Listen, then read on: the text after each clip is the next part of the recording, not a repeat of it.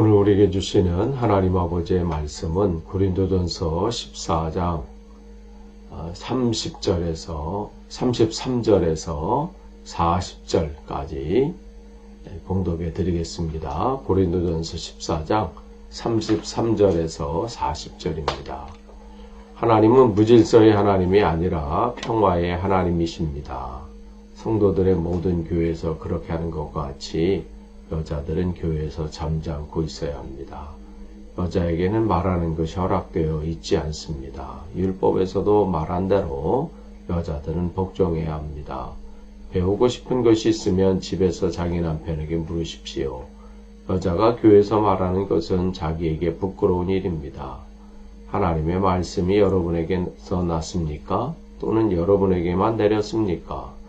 누구든지 자기가 예언자이거나 성령을 은사로 받은 사람이라 생각하거든 내가 여러분에게 써보내는 이 글이 주님의 명령이라는 것을 알아야 합니다. 누구든지 이것을 인정하지 않으면 그 사람도 인정을 받지 못할 것입니다. 그러므로 나의 형제 자매 여러분, 예언하기를 열심히 구하십시오. 그리고 방언으로 말하는 것을 막지 마십시오. 모든 일을 적절하게 하고 질서 있게 해야 합니다. 아멘. 지금 우리가 새벽 기도 시간에 고린도전서 말씀을 계속 나누는데요. 지금 이 12장서부터 오늘까지, 오늘 본문까지가 이 고린도 교회 안에 있는 방언으로 인한, 또 은사로 인한 그런 혼란함, 그런 부분들이 끝을 맺는 그러한 오늘 본문인데요. 계속 거듭 말씀드린 것처럼 이 고린도 교회는 방언이든 예언, 지식, 가르침, 이러한 다양한 은사들을 가지고 있는 교회였고, 그 은사들이 정말 풍성하게 하나님으로부터 주어진 교회였어요. 그런데 그게 함께 잘 조화돼서 질서 있게 사용되면 정말 좋은 큰 일들을 감당할 수 있는 교회였는데, 그게 많은 만큼 그렇지 못했어요. 그래서 무질서하게 또 사용됐고, 그래서 혼란한 예배가 정말 혼란스러운 그러한 예배 시간이 됐습니다. 여러분, 그러니까 갑자기 하나님께서 나에게 이렇게 말씀하신다, 또 이렇게 외치는 사람이 있어요.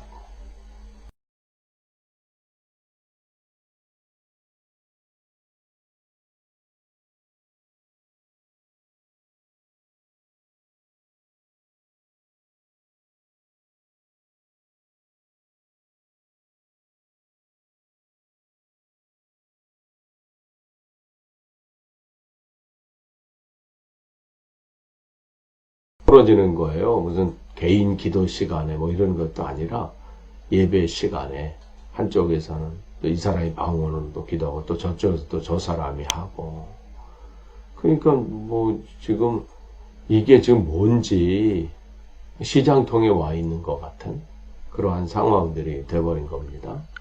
심지어는 예배 중간에 또 끼어들어서 어떤 사람이 또 질문도 하고, 또 그 부분에 대해서 또 답변을 하는데 또 자기에 마땅치 않으면 또 논쟁하기도 하고, 그러니까 예배가 은혜의 자리가 아니라 그야말로 소란하고 혼란하고 그냥 시장통 한복판에 있는 것 같은. 그러면 이 당시 가정교회에서요, 가정에서 모여서 이렇게 하는데, 그 안에 한번 상상을 해보세요. 얼마나 지금 시끄럽고 혼란스럽고 그럴지. 이럴 때 바울이 이러한 상황 속에 있는, 교인 중에 누가 이걸 요청한 거예요. 바울에게. 우리 교회가 이러한 상황입니다. 그래서 지금 이 부분을 편지 보낸 거거든요. 그러니까 바울은 단호하게 지금 하는 거예요. 오늘 33절에 하나님 무질서의 하나님이 아니십니다. 평화의 하나님이십니다. 그리고 이따가 볼 40절에도 그렇게 말씀하세요. 모든 일을 적절하게 하고 질서 있게 하십시오. 그러니까 예배가 나를 드러내는 자리가 아니고 내가 다른 사람보다 믿음이 좋다. 이걸 과시하는 자리가 아니라 하나님께 영광을 돌리는 자리예요. 그러니까 내가 하는 모든 것들이 하나님 기뻐하시는 예배인가? 그건 뭐 예배 자리뿐만 아니라 내 생활 속에서 동일하게 적용되어져야 되는 거예요. 이게 덕을 세우는 건가? 다른 사람을 세우고 있나? 이런 부분들이에요. 그러면서 이제 이 고린도 교회의 근본적인 문제가 이제 34절 보시면 여자들이 그랬던 것 같아요. 이 고린도 교회는. 그러니까 지금 이 지난번 우리가 이 2장 12절에서도 여자들은 여자난 교회에서 가르치는 것이 허락되지 않았습니다. 이렇게 단호하게 얘기하고 여기서도 마찬가지예요. 여자들은 교회에서는 잠자코 있어야 합니다. 그러니까 고린도 교회에 특별히 남자보다는 여자들이 그렇게 방언으로 중간 하고 갑자기 하나님 말씀을 받았다고 막 한참 말씀 전하고 있는데 또 누가 그렇게 하고 또 어떤 부분에서 갑자기 또 질문하고 지금 이러한 것이 그 안에 이제 뒤죽박죽 되어 있는 거죠. 그러니까 이게 종종 오해를 일으켜요. 이런 것 때문에 여자들은 조용해야 된다. 뭐 이렇게. 그리고 오늘 이 본문과 이 34절과 디모데전서 2장 12절 여자들은 교회에서 가르치는 것이 허락되지 않았다. 뭐 이런 내용들 가지고 한국의 이제 어떤 교단들은 여자들의 그 목사 안수를 금하자. 지금도 금해요.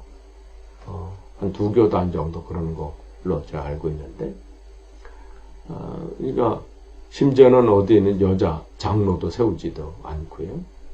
뭐 이러한 상황들이 있는 거니까 이 본문은 이제 바울이 말하고자 하는 것은 무슨 성결을 차별하거나 아니면 또 여자들은 뭐 안 됩니다. 뭐 이렇게 하는 게 아니라 예배 질서 때문에 그래요. 예배가 하나님 앞에 말씀 앞에 내가 서고 그 말씀으로 내가 새 힘을 얻고 그래서 또 나아가서 그 주신 말씀을 가지고 또 주신 은혜를 가지고 한 주간 또 살아내고 말씀으로 또 복음을 전하고 뭐 이래야 되는데 교회만 가면 그냥 시끄러운 거고 이게 좀 뭐 하는지 모르겠고 뭐 이런 상황들이 계속 하루 이틀도 아니고 계속 이런 일들이 반복되니까 이러한 부분들 특별히 그 부분에 대해서 여자들이 그 당시에 이제 이 남녀 구분이 특별히 또 그 당시 고린도는 뚜렷했는데 여성 성도 중에 이제 일부가 그러한 예배 도중에 큰 소리로 막 질문하고 또 자기 생각과 자기 견해에 맞지 않으면 논쟁하고 이러한 일들이 있었던 것이죠. 그러니까 자꾸만 예배 흐름이 끊기고 또 예배 이제 교회의 모든 이런 진행되는 것들이 질서가 막 흔들리는 거예요. 그러니까 지금 바울이 이러한 것들을 이제 막기 위해서 여자는 교회에서 잠자코 있어야 합니다. 이렇게 말한 것입니다. 그러니까 그리고 궁금하거나 아니면 어떤 부분들이 있으면 집에 가서 남편에게 이제 물으십시오. 이것은 뭐 배우라고 하기보다는 뭐 그 당시에는 아무래도 이런 교육이나 뭐 이런 상황들에 좀 차이가 있었기 때문에 남자와 여자에게 이런 부분들을 이제 먼저 거기서 논의하고 그 궁금한 것들 먼저 거기서 해결하고 거기서 대화를 충분히 하고 그 다음에 이제 예배 시간에 아니어도 또 그 전에 뭐 소그룹을 모임이든지 아니면 어떤 상황 속에서 그 질서를 유지해서 우선순위를 이렇게 하기를 지금 교훈하고 있는 것이죠. 그러니까 예배가 원래 그 안에서 질서와 또 하나님 말씀 앞에서의 순종들 이게 만약에 반대로 남자들이 그렇게 이제 행동을 했다면 반대로 했겠죠. 남자들은 교회에서 잠잠하십시오. 뭐 이렇게 말했을 수도 있을 겁니다. 그런데 또 때로는 하도 이제 사회들이 여자들이 우리도 뭐 예전에 그랬잖아요. 암탉이 울면 집안이 어떻다 이렇게 얘기를 했는데 계속해서 이 거절당하는 또 조용히 해야 된다는 암묵적인 그런 또 그 상황의 또 분위기 이런 것들이 있었기 때문에 또 교회는 예수 안에서 자유하다라고 하는 그런 이제 이 분위기와 또 그런 상황에서 그동안 하지 못했던 어떤 질문들이나 또 받은 은혜를 또 감격해서 또 이렇게 전하고 또 그렇게 또 논쟁하기도 하고 또 질문하기도 하고 일부러 막 그렇게 흔들어 놓고 혼란스럽게 하려고 한 것은 아닐 거예요. 그런데 의도치 않게 지금 교회 안에서 그런 일들이 이제 벌어지니까 지금 이제 바울이 이 말을 통해서 지금 교회 안에 어떻게 해야 되는지 그 부분을 지금 가르치고 있는 것이죠. 그리고 이제 36절에서 38절 또 그 이후서 계속해서 그 얘기를 하는 거죠. 누구든지 자기가 예언자이거나 성령을 받은 성령을 은사로 받은 사람이라 생각하거든 내가 이 글이 주님의 명령임을 알아야 합니다. 그러니까 한 사람의 그냥 어떤 한 사람이 그냥 조언하는 정도로 듣지 말고 교회가 어떻게 세워져 가는 것이 좋은지 깊이 한번 생각해 보라는 거예요. 하나님은 다양한 방법으로 우리에게 말씀하시기 때문에 그래요.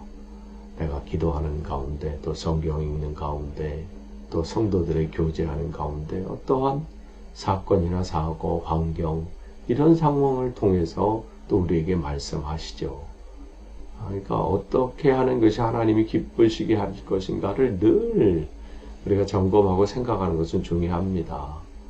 이런 것을 우리가 생각하지 않으면요, 교회가 혼란스러워요. 나만 옳다는 것이죠.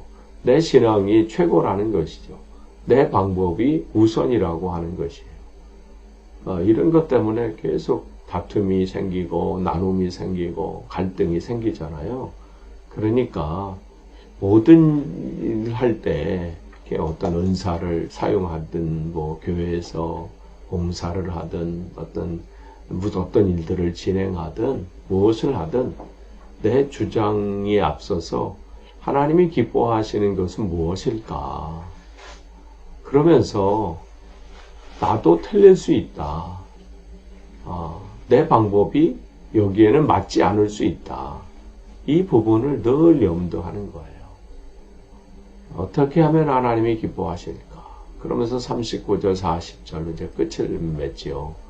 바울이 얘기하는 것은 하지 말라는 게 아니에요. 구하라고, 열심히 구하십시오. 예언하기를 구하고. 지금 교회의 혼란스러운 이 두 가지 때문에 그래요. 예언하는 거. 하나님께서 나에게 지금 말씀 주셨습니다 하면서 갑자기 설교하는데도 한쪽에서는 쇠치고 또 그런 가운데 또 대표 기도하는데 그냥 너도 나도 막 방언으로 또 나도 하나님으로부터 기도할 게 있습니다 하면서 해버리고 그걸 하지 말라는 게 아니라 구하라고 또 말하는 것을 막지 말라 이렇게 얘기를 합니다. 그러나 모든 일을 적절하게 하고 40절 이게 결론이에요. 질서 있게 해야 합니다. 왜냐하면 하나님은 질서의 하나님이시다. 그러니까 이제 바울은 이 고린도 교회가 정말 은사 충만한 교회, 정말 좋은데 그것이 하나님의 교회를 세우는데 적절하게 사용되지 않으면 하나님 기뻐하지 않는다. 반대로 자기가 작은 은사, 사실 작은 은사는 없지만 자기 생각하기에 난 이런 작은 은사야 이렇게 할지라도 그것이 정말 하나님의 마음을 가지고 사랑 안에서 사용되어지면 그게 정말 하나님이 기뻐하시는 거예요. 그보다 더 좋은 건 없습니다. 고린도 교회는 은사는 풍성했는데 그 은사가 하나님 앞에 잘 사용되지 못했던 거죠. 오늘 우리 교회 점검해 볼 필요 있어요. 나를 점검해 볼 필요 있어요. 하나님이 나에게 주신 은사들, 또 선물로 주셨는데 그 교회의 덕을 세우고 있나? 하나님 기뻐하시는가? 내 고집만 피우고 있는 것은 아닌가? 점검하는 거예요. 그래서 우리가 조금씩 고쳐나가고 보완하고 또 그렇게 삽력하고 그렇게 해서 세워져 가면 정말 하나님 기뻐하시는 교회가 되는 것이죠. 오늘도 또 앞으로의 여러분의 삶도 그렇게 질서 안에서 조화롭게 교회가 든든히 세워져 가는데 우리가 쓰임받기를 축복합니다. 기도하겠습니다. 하나님, 오늘도 주님의 귀한 말씀을 또 주시고 또 말씀으로 하루를 또 시작할 수 있게 하셔서 감사합니다. 매일 매 순간마다 주님 말씀보다 앞서지 않고 주님 말씀 앞에 우리를 늘 점검하고 또 교회가 정말 하나님 뜻 안에서 아름답게 협력하고 세워져 가는 교회로 또 나도 또 우리 모두가 그렇게 쓰임받게 하옵소서. 예수님의 이름으로 기도합니다. 아멘.